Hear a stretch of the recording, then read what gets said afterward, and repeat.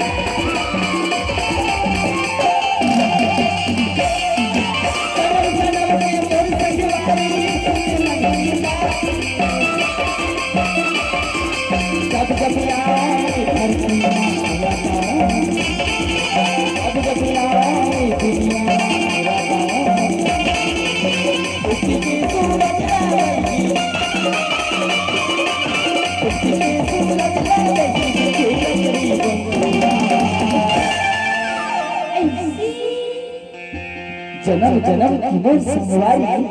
सुन मन की बात तो और जब आओ ये धरती ना तेरा कौन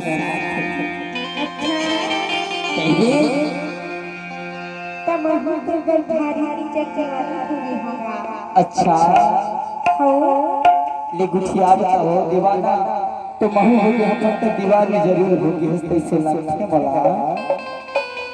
सुनना का दिल